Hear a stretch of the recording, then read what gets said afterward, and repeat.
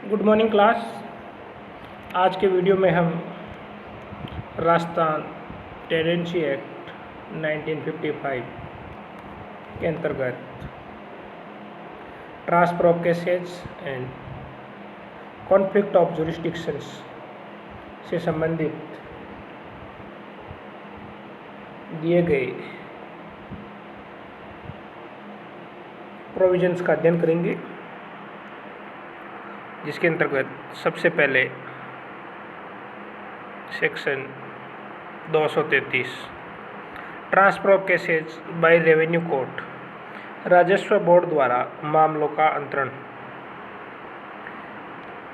Board पर्याप्त कारण बताए जाने पर द बोर्ड में ऑन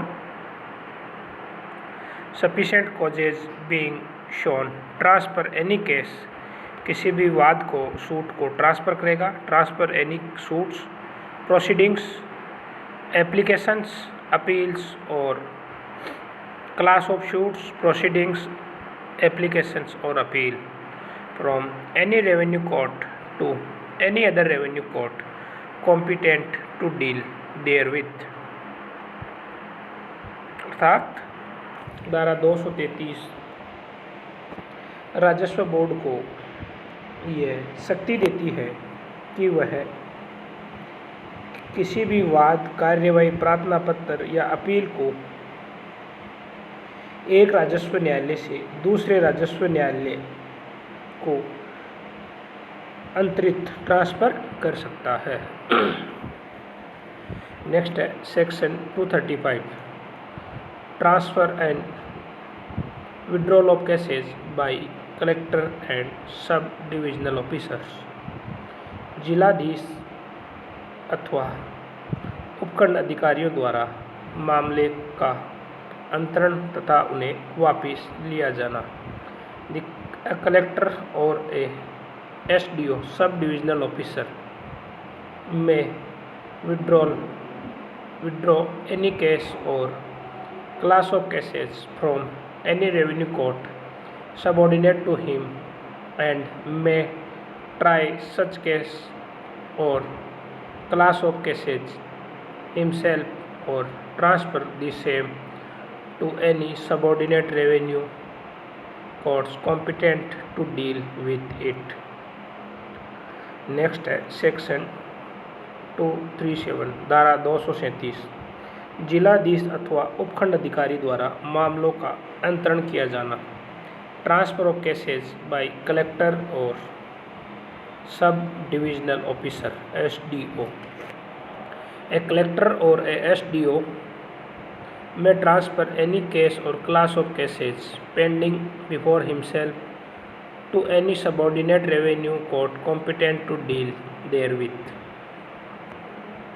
जिलाधीश अपने समक्ष विचाराधीन किसी भी मामले को उसकी सुनवाई करने के लिए सक्षम किसी अधीनस्थ राजस्व न्यायालय को अंतरित कर सकता है। नेक्स्ट है सेक्शन 238 धारा 238 उच्च न्यायालय द्वारा राजस्व अपीलों का अंतरण। Transfer of revenue appeals by high court. The High Court may, on sufficient cause being shown, transfer any appeal under subsection 4 of section 239 from the civil in which they may have been brought to any other civil court competent to hear the same. उच्चतम न्यायालय पर्याप्त कारण बताए जाने पर या धारा 239 की उपधारा 4 के अंतर्गत किन्हीं अपीलों को उस न्यायालय जिसमें वे प्रस्तुत की गई हो से किसी अन्य सिविल न्यायालय को उसकी सुनवाई करने के लिए सक्षम हो को अंतरित कर सकता है। नेक्स्ट है सेक्शन 243 धारा 243 अधिकारिता के पर्सन को उच्च न्यायालय में निर्देशित करने की शक्ति। Power to refer question of jurisdiction to the high court. जब किसी वेयर आइदर ए सिविल और ए रेवेन्यू कोर्ट जब किसी सिविल या राजस्व न्यायालय को संदेह हो, court is in doubt whether it is competent to entertain any suit, case, proceedings, applications और अपील। जब किसी राजस्व या सिविल न्यायालय को संदेह हो कि क्या वह किसी वाद, मामले, कार्यवाही, प्रार्थना पत्र या अपील को ग्रहण करने में सक्षम है और अथवा whether it should direct the plaintiff, applicant और applicant to file the same in a court of the other descriptions, अथवा क्या उसे वादी, प्रार्थी या अपीलार्थी को उस वाद, मामले, कार्यवाही, प्रार्थना पत्र या अपील को किसी दूसरे प्रकार के न्यायालय में प्रस्तुत करने का आदेश देना चाहिए, तो the court may submit the record with a statement of reasons for its doubt to the high court। तो इन परिस्थितियों में वह न्यायालय अभिलेख को अपने संदेह का कारण बताते हुए उच्च न्यायालय को प्रेषित कर सकेगा।